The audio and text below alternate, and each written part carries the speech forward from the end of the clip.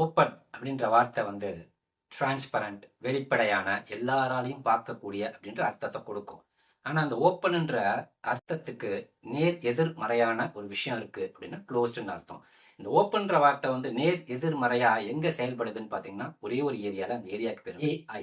ஏன்னா வந்து ஓப்பன் ஏஐன்னு பேர் இருக்கு, ஒரு பர்டிகுலர் ஏஐ செக்டர் இருக்கு. ஓப்பன் ஏஐன்னு அதுக்கு பேர். ஆனா வந்து nothing is open in it. எல்லாமே க்ளோஸ்டு. உள்ள இருக்க கோடிங் என்ன பண்ணிருக்காங்கன்னு யாருக்குமே தெரியாது.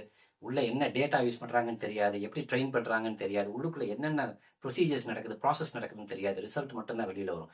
இதுதான் வந்து க்ளோஸ்ட். ஆக்சுவலா அதுக்கு பேர் வந்து ஓப்பன் ஏஐன்னு வச்சிருக்காங்க. ஆனால் அது ஆக்சுவலா வந்து க்ளோஸ்ட் ஏஐ. இதனால என்ன பாதகம்னு பாத்தீங்கன்னா அது வந்து ஒரு சென்ட்ரலைஸ்ட் என்டிட்டி, ஒரு பர்டிகுலர் கம்பெனி அல்லது ஒரு பர்டிகுலர் முதலாளி அல்லது ஒரு பர்டிகுலர் கார்பரேட் கையில மட்டுமே இருக்கக்கூடிய ஒரு விஷயம். இது இருந்துச்சுன்னு சொன்னா they can control all of us. எல்லாத்தையும் அவங்க நினைச்சா என்ன பண்ண முடியும்? கண்ட்ரோல் பண்ண முடியும். இது வந்து ஒரு மிக மிக மிக ஒரு பாதகமான ஒரு விஷயம். இதுக்கு ஒரே தீர்வுன்னு பாத்தீங்கன்னா டீசென்ட்ரலைஸ்ட் ஏஐ. அதை பத்தி தான் இந்த பர்டிகுலர் எபிசோட்ல தெளிவாக, விரிவாக, எளிமையா பார்க்க போறோம். Come on, let's get into the video. இந்த ஏஐ சென்ட்ரலைஸ்ட் ஏஐ இருக்கிறத டீசென்ட்ரலைஸா மாத்தணும்னு சொன்னா நிறைய விஷயங்கள் இருக்கு. அதனுடைய அடிப்படை ஃபர்ஸ்ட் ஸ்டார்டிங்ல இருந்து போகணும். எங்க ஆரம்பிக்குதுன்னு சொல்லிட்டு, முன்னொரு காலத்துல வந்து பேங்கிங் செக்டர் வந்து டோட்டலி பிரைவேட்டா இருந்தது. ஸோ வந்து ஒரு முதலாளித்துவமா இருக்கக்கூடிய ஒரு விஷயத்த வந்து கவர்மெண்ட் டேக் ஓவர் பண்ணிச்சு. இன்னைக்கு பாத்தீங்கன்னா அவங்க சொல்ற வார்த்தை, இந்த வார்த்தையை வந்து நல்லா ஞாபகம் வச்சுக்கோங்க. ப்ரொடெக்ஷன், ப்ரொடெக்ட்னு சொல்றாங்க. ஆனா நான் வந்து அந்த ப்ரொடெக்ட்ன்ற வார்த்தையை வன்மையா எதிர்க்கிறேன். அது ப்ரொடெக்ட் கிடையாது. They are taking control. அவங்க அதிகாரத்தை எடுத்துக்கிறாங்களோ இல்லை, ப்ரொடெக்ட்லாம் பண்றது கிடையாது. They don't protect us, they take control upon us. இதுதான் உண்மையான விஷயம். அந்த பேங்கிங் செக்டர் என்ன ஆச்சுன்னு பார்த்தீங்கன்னா பிரைவேட்டா இருந்தது, கவர்மெண்ட்டுக்கு போச்சு. கவர்மெண்ட்டுக்கு போன பிறகு டோட்டல் கண்ட்ரோல் உங்க கையில் போயிடுச்சு. First thing. செகண்ட் திங் வந்து சோஷியல் மீடியா. இந்த சோஷியல் மீடியாவை பொறுத்தளவுக்கு இப்பயுமே எல்லாமே பிரைவேட்டா தான் இருக்கு. ஆனா கண்ட்ரோல் யார் கையில இருக்கு? குடிமை யார் கையில இருக்குன்னா கவர்மெண்ட் கையில. கவர்மெண்ட் நினைச்சா இந்த டேட்டாவை போடுங்க, இதை காட்டுங்க, இதை காட்டக்கூடாது, இதை வெளியில எடுங்கன்னு சொன்ன டெலிட் பண்ணிடுறாங்க. ஸோ இது வந்து ரெண்டுமே வந்து நமக்கு கண்ணுக்கு நேராக நம்ம பார்த்த ஒரு examples. First one banking sector, second one social media sector. இந்த சோஷியல் மீடியா செக்டர் எல்லாத்துலயுமே இருக்கு. பாத்தீங்கன்னா பொலிட்டிக்கல் யார் வரணும், அதாவது பாலிடிக்ஸ்ல யார் ஜெயிக்கணும் ஜெயிக்கக்கூடாதுன்ற முடிவு பண்றதும் அந்த பாலிடிக்ஸ்ல அந்த சோஷியல் மீடியா தான். என்ன கண்டென்ட் வரணும் வரக்கூடாதுன்றது யார் நிர்ணயம் பண்ணா? அந்த பாலிடிக்ஸ்ல இருக்கக்கூடிய அந்த பாலிசி மேக்கர்ஸ் தான் முடிவு பண்றாங்க.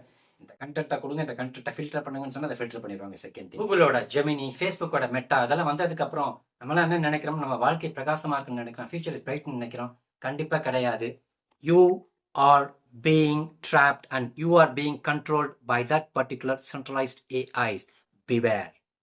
ஸோ இது மாதிரி நிறைய விஷயங்கள் எதோட தலையீடு இருக்குன்னு பார்த்தீங்கன்னா பாலிடிக்ஸோட தலையீடு இருக்கு. அப்போ அவங்க என்ன பண்றாங்கன்னா, அவங்க என்ன என்ன சொல்றாங்கன்னா, வி ப்ரொடெக்ட் தி சிட்டிசன் சொல்றாங்க. நிச்சயமா ப்ரொடெக்ட் பண்றது கிடையாது. தே டேக் கண்ட்ரோல் அப்பான் தி சிட்டிசன். அந்த சிட்டிசன்ஸ் மேல அவங்க கண்ட்ரோல் அவங்க வச்சுக்கிறாங்க. அவங்களோட அதிகாரத்தை தெளிவாக பயன்படுத்திக்கிறாங்க. மூன்றாவதாக அதே நிலைமை எதுக்கு வரப்போகுதுன்னு பார்த்தீங்கன்னா ஏஐக்கு. ஏஐபி என்ன சொல்றாங்கன்னா, we are going to protect ஏஐன்றாங்க. அதை கண்டிப்பா ப்ரொடெக்ட் பண்றதுக்காக இல்ல, அதை வந்து நம்ம மேல அதிகாரத்தை செலுத்துறதுக்காக தான் என்ன பண்ண போறாங்கன்னா ஏஐ கொண்டு வர போறாங்க. Companies like Google, companies like Instagram, companies like Facebook, companies like Twitter, companies like YouTube, இது எல்லாமே என்ன பண்ணுதுன்னு பாத்தீங்கன்னா சோஷியல் மீடியா ஒரு தனிப்பட்ட பிரைவேட் கம்பெனில தான் இருக்கு. ஆனால் அதிகாரம் போற யார்கிட்ட இருக்குன்னு பாத்தீங்கன்னா கவர்மெண்ட் கிட்ட தான் இருக்கு. அதே மாதிரி ஏஐயும் பாத்தீங்கன்னா கூகுள்ல இருக்கு, ஜெமினின்னு அப்டேட் பண்ணிருக்காங்க, ஓப்பன் ஏஐ இருக்கு, சாட் ஜிபிடி இருக்கு, ஃபேஸ்புக்ல ஏஐ இருக்கு. இது எல்லாமே ஒரு தனிப்பட்ட என்டிட்டி. ஆனா விரைவில் என்ன பண்ணுவாங்கன்னு பாத்தீங்கன்னா கவர்மெண்ட் அதை டேக் ஓவர் பண்ணிட்டு நம்ம என்ன செய்யணும் செய்யக்கூடாதுன்றதை அவங்க முடிவு பண்ணுவாங்க. இதுக்கு தீர்வா வரக்கூடியது தான் டீசென்ட்ரலைஸ்ட் ஏஐ. இப்போ இந்த சென்ட்ரலைஸ்ட் ஏஐல இருக்கக்கூடிய பாதகங்களை முதல்ல பார்த்துருவோம். சென்ட்ரலைஸ்ட் ஏஐ இதுல பாத்தீங்கன்னா முதல்ல சோஷியல் மீடியால வந்து என்ன பண்றோம்னா இன்டர்நெட் சென்சர்ஷிப்னு ஒன்று இருக்கு. அதாவது வந்து எந்த கண்டென்ட் வந்து இன்டர்நெட்ல வரலாம், எந்த கண்டென்ட் வந்து இன்டர்நெட்ல வரக்கூடாது. இன்டர்நெட்ல ஆஸ் அ ஹோல், யூடியூபா இருக்கலாம், இன்ஸ்டாகிராமா இருக்கலாம், ரெட்டிட்டா இருக்கலாம், லிங்க்டினா இருக்கலாம், சிமிலர்லி ஃபேஸ்புக்கா இருக்கலாம், யூடியூபா இருக்கலாம், கூகுளா இருக்கலாம், எதா வேணா இருக்கலாம், விக்கிபீடியாவா இருக்கலாம், எதா வேணா இருக்கலாம். ஓவரால் இன்டர்நெட்ல எது வரணும் வரக்கூடாதுன்ற முடிவு பண்றது யாருன்னு பார்த்தீங்கன்னா கவர்மெண்ட் அண்ட் பாலிசி மேக்கர்ஸ். அதே மாதிரி ஏஐ வந்து அதே மாதிரி அந்த சென்சர்ஷிப் வந்துச்சுன்னு சொன்னா இதை விட விபரீதங்கள் ரொம்ப ரொம்ப மோசமா இருக்கும். இதனால் நடக்கக்கூடிய பாதகங்கள் ரொம்ப ரொம்ப அதிகமா இருக்கும். எப்படி இருக்கும்னு பாத்தீங்கன்னா நம்ம என்ன செய்யணும் செய்யக்கூடாதுன்றத வந்து மனிதன் முடிவு பண்றதோட மிஷின் வந்து ரொம்ப வேகமா துல்லியமா முடிவு பண்ணும்.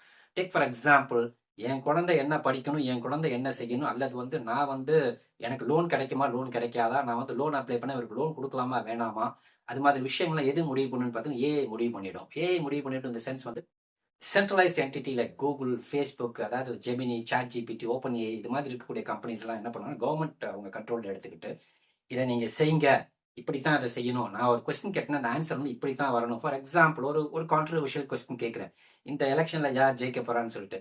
ஆக்சுவலா அந்த ரிசல்ட்ஸ் வந்து அந்த ஏஐக்கு தெரிஞ்சிருந்தாலும் அந்த ஏஐல வந்து பாலிசி மேக்கர்ஸ் என்ன பண்ணுவோம், இவங்க தான் ஜெயிக்கிறாங்கன்னு சொல்லிட்டு ரிசல்ட்டை கொடுங்கன்னு சொல்லிட்டு மேனிப்புலேட் பண்ணுவாங்க.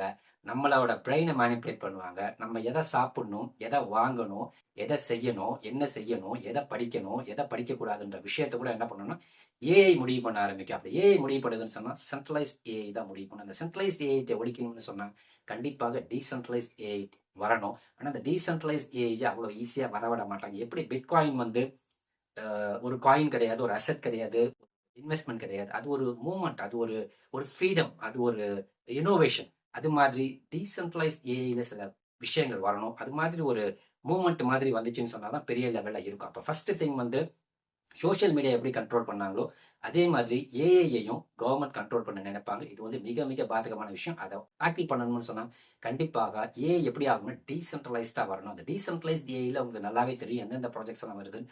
அது மாதிரி ப்ராஜெக்ட்ஸ்ல கண்டிப்பாக ஃபோக்கஸ் பண்ணுங்க. ரெண்டாவது, பாலிடிக்ஸ்ல பல நாடுகளுக்கு நடுவில் போர்லாம் நடக்கும்.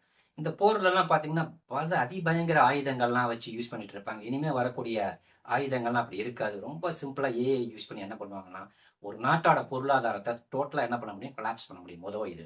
ரெண்டாவது பாத்தீங்கன்னா ஆயுதங்கள்லாம் வந்து மிசைல்ஸ், நியூக்ளியர் மிசைல்ஸ், அந்த மிசைல்ஸ் எதுவும் தேவையில்லை. சாதாரண ட்ரோன் இருந்தா போதும். ஏஐ கண்ட்ரோல் பண்ண ட்ரோன் யார் அடிக்கணும், எங்க அடிக்கணும், துல்லியமா என்ன பண்ணணும்னு அது செஞ்சிடும். ஸோ இது மாதிரி விஷயங்கள் எதனால வரும்னு பார்த்தீங்கன்னா சென்ட்ரலைஸ்ட் ஏஐனால வரும். இதுதான் வந்து சென்ட்ரலைஸ்ட் ஏஐல இருக்கக்கூடிய மிக மிக பாதகமான விஷயம்.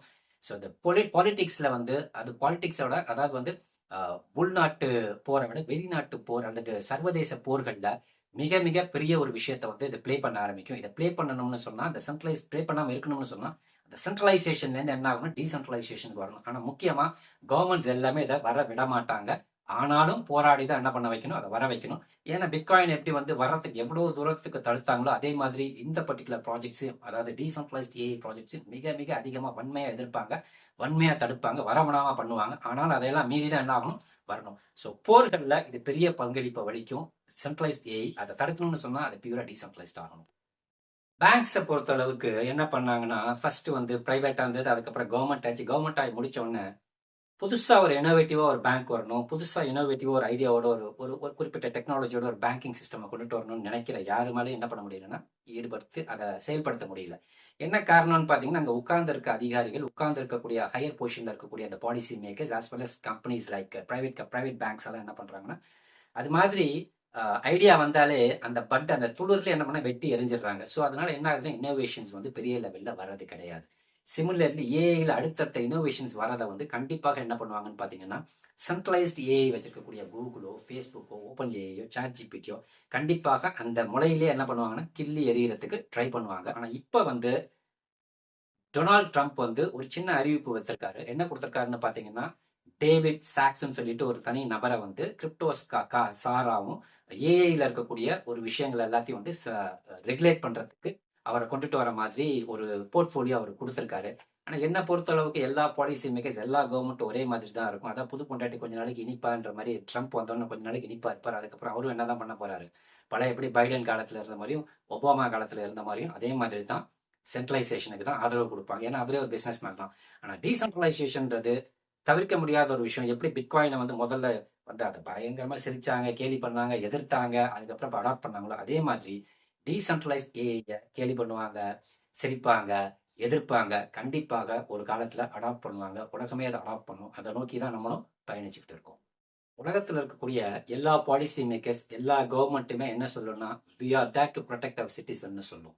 ஸோ அந்த ப்ரொடெக்ஷன் அப்படின்ற ஒரு வார்த்தையை வச்சுக்கிட்டு தே ட்ரை டு சப்ரஸஸ். அது ஆக்சுவலாக வந்து ப்ரொடெக்ஷன்ற வார்த்தைக்கு பதிலாக நம்ம என்ன யூஸ் பண்ணணும்னு பார்த்தீங்கன்னா கண்ட்ரோல்ன்ற வார்த்தை தான் ஆப்டாக இருக்கும். They control us, they don't protect us. அப்படித்தான் எல்லா கவர்மெண்ட்டும் இருக்கும். இப்போ வரக்கூடிய கவர்மெண்ட்ஸ் அப்படி தான் இருக்கும்னு நம்புறேன். ஆனால் அதை மீறி நம்ம வரணும்னு சொன்னால் we got to concentrate more on decentralisation. டீசென்ட்ரலைசேஷன்னா for the people by the பீப்புள்ன்ற இருக்கிறதா டீசென்ட்ரலைசேஷன். எப்படி பிட்காயின் வந்து ஒரு கடுமையான போராட்டம், 14 வருட கடுமையான போராட்டத்துக்கு அப்புறம் இப்போ வந்து அடாப்ஷன் வந்துருச்சு. இப்போ எல்லாருமே அதை ஸ்கேம்னு சொல்றவங்க வாயை மூடிட்டு பேசாம இருக்காங்க. பிட்காயின் இஸ் தி கிரேட்டஸ்ட் ஸ்கேம்னு சொல்லிட்டு ஒரு வீடியோ இருக்கு, பிட்காயின் இஸ் தி பிக்கஸ்ட் ஸ்கேம்னு சொல்லிட்டு வீடியோ இருக்கு. இது மாதிரி வீடியோலாம் நிறைய இருக்கு. ஆனா அதெல்லாம் தாண்டி 6 டிஜிட் அதாவது 20 சென்ட்ல இருந்த பிட்காயின் 2010 வந்து 28 சென்ட். ஒரு 5 ரூபாய்க்கு கம்மியா இருந்த பிட்காயின் இன்னைக்கு கிட்டத்தட்ட 1 கோடி ரூபாய்க்கு சேல் ஆகுதுன்னு சொன்னா அந்த அளவுக்கு அடாப்ஷன், அந்த அளவுக்கு அது வந்து அந்த எதிர்ப்பை மீறி வந்திருக்கு. அது மாதிரி ப்ராஜெக்ட்ஸ் வந்து எங்க வரணும்னு பார்த்தீங்கன்னா டீசென்ட்ரலைஸ்டு ஏஐலையும் வரணும், வந்துகிட்டு இருக்கு, வரும், இன்னமும் வரும், இப்போ இருக்கு, இன்னமும் வரும். அது மாதிரி ப்ராஜெக்ட் நிறைய கான்சென்ட்ரேட் பண்ணுங்க. அதுக்கப்புறம் தான் வந்து நம்மளுடைய வாழ்க்கை வந்து செழிப்பமா இருக்கும். எல்லாருமே வந்து எதை நோக்கி போகணும்னு பார்த்தீங்கன்னா டீசென்ட்ரலைசேஷனை நோக்கி போவோம். Instead of getting our self ramped in a centralised entity, ஒரு சென்ட்ரலைஸ்டு ஒரு சொசைட்டிக்குள்ள இருக்கிறதுக்கு பதிலாக டீசென்ட்ரலைஸ் சொசைட்டி நோக்கி நம்ம நகர்ந்தோம்னு சொன்னா வாழ்க்கை நல்லா இருக்கும், சுபிக்ஷமா இருக்கும், எல்லாருக்கும் நல்ல லாபத்தையும் கொடுக்குன்ற சொல்லிக்கிறேன். இன்னொரு எபிசோட் ஒரு நல்ல காயின் டோக்கன் அல்லது ஒரு கான்செப்டோட மீட் பண்றேன். அன்டில் தென் பை ஃப்ரம் புகழ்.